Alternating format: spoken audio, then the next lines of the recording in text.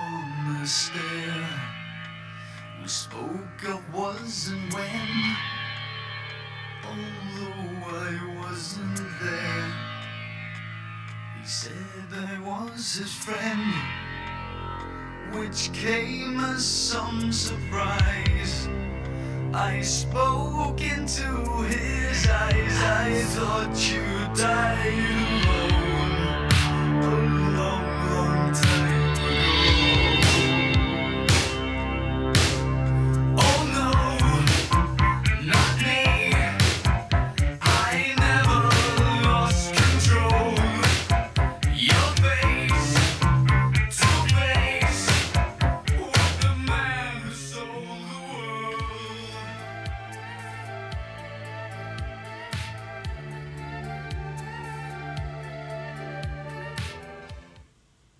Chapter 18. Finance has shown us the best and worst case scenarios, and no matter what, our bills are paid, Chairman announced to the board. He was pleased by the old men nodding in approval, considering they were of the generation to storm out of a meeting to make a point. Like his father, they tamed the beast, especially when a woman was present, despite ignoring her. Next, we'll hear from development, Chairman said. Carol and Jeff stood upright and formally thanked the board members. Sam felt the strain of low numbers. The board did not want excuses or an assessment of what caused the failure. Their faces soured. We're behind because of a change in funding cycles for one of our grants, Jeff rambled. Why the cycle change? A voice called from the back. Well, Mr. Gallo, we missed the deadline. Oh, did we? Sorry if I didn't pull my weight on that project. A light laugh from a few of his buddies caused Jeff to perspire and smack a shit-eating grin across his face. Right. Sorry, I take responsibility, sir. But I think you'll see how we plan to introduce a new program. It's always a new program. What about new funders? Can't you get them the old-fashioned way? It's a who-you-know business, kids. Andrew interjected. We technically have, sir, especially since the October dip. Sam paid attention, with Carol and Jeff in shock. The room was silent, save for a few polite coughs and sips. We'd like to see an update from development by next week, Chairman said. They moved along. Within the hour, soggy sandwiches remained for the executive staff. Andrew took his tongue lashing from Carol. Your behavior at that meeting was reprehensible. Why the fuck would you even speak up? Why should I even be in the room? Andrew asked. To write down the things important people say. She's right, Sam said. You decided development wasn't for you. Your opinion is only right when it aligns with ours. I'll leave it at that, and we'll move on. When I hear from Chairman, he'll be most lenient. Making your case for those other crotchety fucks is another story. They all have a nephew or a dumb son-in-law that needs to bridge the gap into something respectable. They know you're overqualified and they don't care. You gave up your seat at the table, Andrew, and your last name doesn't mean shit. I can't believe you brought up the dip in October, Jeff said. And that last year's increase was the result of memoriam gifts. They don't want to hear that. They want to know what you're doing to make it up, not the fact that you have no idea what you're doing and hoping that someone else dies. Their tempers reached boiling points that steamed into laughter. When the tension fully broke, Andrew joined them, and Sam rested a reassuring hand on his shoulder as they parted. Carol left without a word. Andrew returned to his cubicle and was surprised to see a board member still lingering. He's here, Andrew thought. Andrew felt the fat man in a tapered pinstripe suit hovering over his desk. He's got other business to attend to, but I have no idea what he does. We smile at each other and I place my hand in his. He's got a firm grip. That's important for some reason. He doesn't just want to make his donation. He needs a t-shirt and maybe a mug and perhaps a look at our third quarter financials. He pines about connections he might want to get interested in the center. I know our numbers are down. He offers his condolences and understanding. But his numbers are up. So this isn't his reality. He thumbs through the documents I provided him while I try to explain over his thoughts. Andrew, what is this loss in individual giving? We're working on that. Yes, but what is it? I could take a deep breath and give him the real answer, or I could stretch a sentence out to be vague. It's a lack of engagement. To me, that sounds like a lack of outreach, Andrew. Have you spoken to Dr. Stanley? Fuck. I've left several messages. 2. You should call him again. I will. Let's call him now. With that, old Johnson reached into his pocket and quickly tapped it to reach Dr. Stanley. I could hear the ringing from across my desk. Johnson put the screen against his greasy ear. Stan! Johnson shouted. How are you, pal? My spine tightened against the chair. I grew at least an inch. That's great. Glad to hear it. Listen, I'm here with our buddy Andrew. He paused. He furrowed his brow and stifled a laugh. Yes, that's right. Let me put you on with him. Yep, okay. Best to Diane. He practically held the phone to my ear. Hi, Dr. Stanley. Great to hear from you, sir. Andy, my boy. He exaggerated. And you called me. How are you? Doing well, sir. How about yourself? I like to stuff a fucking gun in my mouth. Wonderful, wonderful. Listen, you didn't have to have Johnson strong-arm me. I've gotten your messages. In fact, I have my checkbook in front of me. Then how about calling me back, you rude prick? I understand. He just happened to pop in. Yes, he's nice enough, I suppose. You're both insecure old men playing the same game. Dr. Stanley rattled off numbers while Andrew keyed them into the system. Andrew hung up and swallowed his pride. He looked up at the old man lingering in his doorway. Thank you for the reminder, sir. Fuck you. Andy, when I look at you, first impressions come to mind. How do you represent this organization? Do you think you're some sort of cute rebel? Think the girls at the front desk, the secretaries like it? Receptionists and secretaries become wives, and then they'll tell you to drop the beard.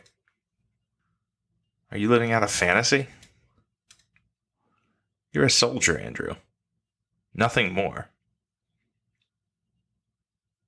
I raised $500,000 last year, sir.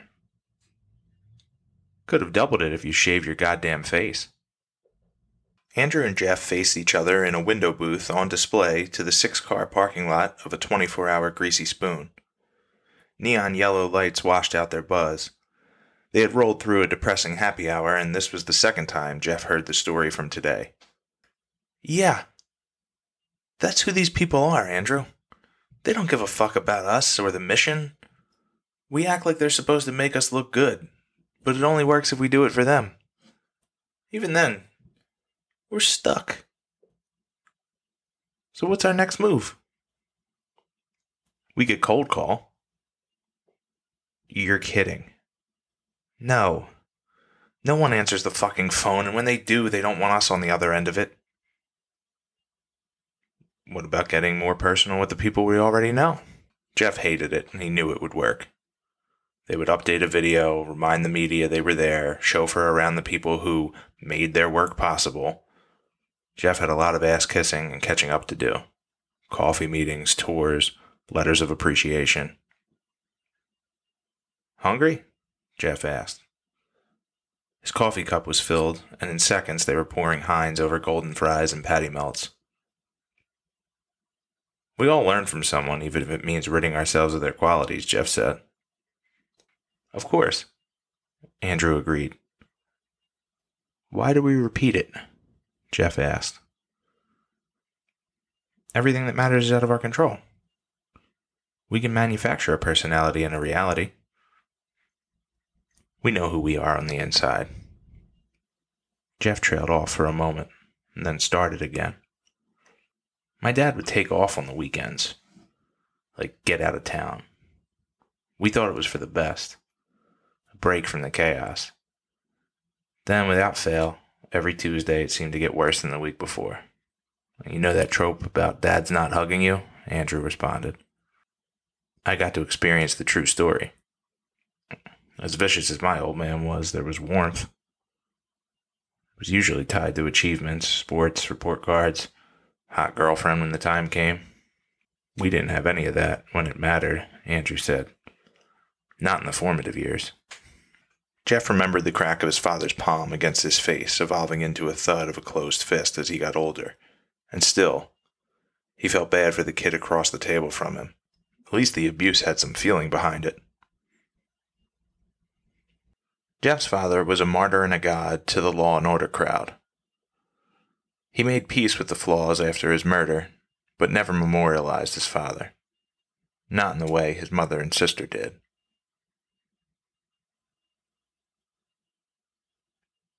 What about your old man? Jeff asked. What's his deal? He's still working, still kicking around. I respect the work ethic. I'll see him sporadically. My mother, that's another story. What's she up to? Another plate of fried treats appeared before them. Here you go, boys, the waitress said.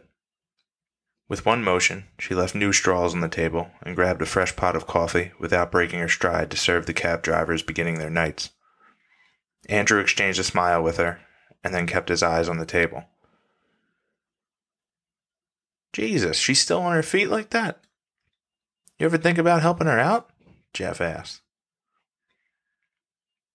Andrew had failed again. He stared at the ceiling with Charlotte beside him, breathing softly. He wasn't sure if the meal happened or if he couldn't sleep. In the morning, Charlotte urged him to call his mother and send him on his way. He dialed her from the elevator. Things that are easily fixable are not what we want, Charlotte reminded him. It was good to see you, Mom. She was elated on the other end of the line. Oh, honey, it was wonderful. Your friend seems nice. Are you on the elevator? You're always so busy.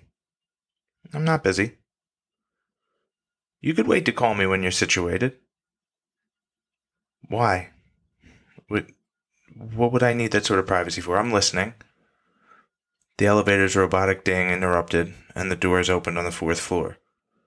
Hold on. The wind whipped through the phone speakers when Andrew reached the street. So we can actually talk, Andrew, his mother said. About what? What is that serious? Your attitude. You mean me not calling you when you'd like? It's like I don't even exist. You're becoming more and more like your father. Silence.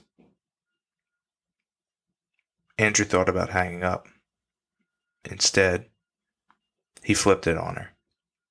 What do you need, Mom? You're a selfish prick, you know that? She hung up. Andrew continued his aimless walk about town. He moved without direction, but he knew there would be a coffee shop somewhere along the way.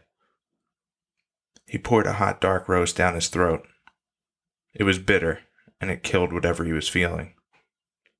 He soon found himself in the back of a catering hall in the old neighborhood, shaking hands with friends and their cousins. He could not remember whose party this was or who was pregnant. The roast beef was soaked perfectly in a salted au jus, and the Miller Lights were going down easy. He overheard old stories and laughed at the usual cues. With deep breaths and long blinks, he tried to meditate. He never felt liked by these people. Used, sure. Needed, of course. But never liked. Before the cake came out to reveal whom he was honoring, he left. No one looked familiar to him. Friends' parents were older, and their faces washed. A few still had the smell of Pall Malls and dryer sheets on them that he remembered. They questioned him about his move, and some were even bold enough to inquire about his ex, but none cared about his feelings. His interactions had become transactional, so he did not ask either. He headed north, and remained fixated on dissecting their mindset.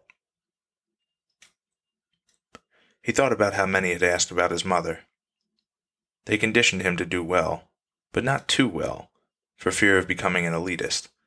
Just well enough that you could fester along with them, doing more than surviving, but staying far short of thriving. Now here he was, presenting an image that he had made more of himself than he had, and the praise was expectedly lacking. He could no longer love the place that never loved him back. He was the help. The cool kids knew it from a young age. Conceptualizing a champion was a difficult task, reserved for those who would never perform at those levels themselves. The criticism Andrew faced did not change with the scenery, only the vocabulary of the critics. He was not welcome back home, nor was he respected among his peers. He refrained from voicing his opinion, and instead gave one of the most reassuring nods in the business. His height was a hindrance, with first impressions, but he could level the playing field by staying behind his desk or on the phone. Otherwise, he was surrounded by long-legged, affluent individuals who once shined as collegiate athletes. If he could get you seated at his desk, he would peddle whatever issue was dominating the social justice realm that week. It did not matter if People for Good was involved with it or not. He would somehow connect the dots. Those financiers saw him coming at every conference with the gleam of cheap suits and even cheaper hair product. Their female counterparts found him amusing, and would occupy his time by at least flirting. A cold March mist saturated his bomber jacket. His heartbeat rattled his skull. The headaches were worsening for weeks, and he hypothesized an imminent aneurysm. He knew he was exaggerating, but this was a throbbing that made his temples swell. He would often fall asleep and wake with the same pain. Stress, clenching, grinding, and a lack of caffeine were all suspects. Every insecurity and awkward moment from his formative years circled the bone encasing his brain. Multicolored disco ball lights set the mood for teenage confidence to approach a girl named Bianca for a dance. He was taught that it was an achievement, knowing there would be less attractive girls in abundance. She was taller and uncomfortable with the whole situation. He could see it in her brace-filled, forced smile. This was desperation. Not for love, but for attention. How else could he fit in? She would not come within 10 feet of him for the rest of the night while he shrank into the corner of the misfits. They were all fading. Most away from this place, others stuck in it, clinging to pure, volatile relationships. It was hell. He imagined the neurons flowing through a first-world power grid. A storm ravaged them, sending sparks through still puddles in the street. Crackles and the smell of burnt hair tingled his senses before the skyscrapers in his view turned horizontal and he collapsed. Andrew opened his eyes to watch his coworkers feast on his flesh. Frozen, he observed his own demise. Their faces were smeared with his blood. His head had been detached. He exchanged a glance with himself. The gnashing and the noshing continued among his guests. Sinewy slurps and meaty bites provided the soundtrack. Andrew's focus remained on his detached head. The eyes were still, but he felt them following him. "You trust these people?" his head asked. "Better than most," he answered. If I had shoulders, I would shrug." Blood pouring from the table was turning his beige carpet crimson. He could not scream in fear. He was instead preoccupied with the empty stare of his own face looking back at him. His demonic house guests paid him no attention as he stood in the doorway. Andrew called for their attention, but they continued eating. His human frame reduced to nothing more than an uncooked chicken carcass. Their beady eyes made him reconsider his position on the food chain. "Mirrors provide a reflection of our guilt and displeasure with ourselves," he heard Charlotte's voice. The image of his house guests gnawing at him burned in his brain. The last bits of him were divided evenly among the guests, or at least he thought so. He saw Charlotte squirrel away the heart. the final piece for later. Andrew thought they could not see him, but the cannibal's attention shifted. He screamed and fell out of his dream. Cold sweat dampened his pillow. When he entered the living room, Jeff was sipping on coffee directly from a steaming hot perk pot. He grinned at Andrew and poured him a cup. "Sleep well?" Jeff asked. "Not in the least. Where is everyone?" "They'll be back throughout the day, I'm sure." The flophouse of Andrew's new dream confused him. His patience was thin, and his day-to-day at work was monotonous. One day he smelled of enough whiskey to offend a cubicle mate who luckily took mercy on him and got him a glass of water. His 5 o'clock shadow seemed permanent. He contemplated letting it go, but his wrinkled shirts were already setting off alarms amongst middle management. He arrived on time and left the same way. Returning to the apartment, he came upon the sight of a half-naked Sam and Carol's fat tits flopping about. Charlotte stopped sleeping next to him, so now it was only he and the partygoers. Jeff was always cleaning the place in the morning. Andrew was half expecting him to jump in bed with him one day. He would feel violated at first, then probably enjoy it. Jesus, he needed sleep. Or he needed to wake up from whatever this was. He experienced darkness for a few hours, and when he actually arrived at the office, Jeff was serving a fresh pot of coffee for everyone.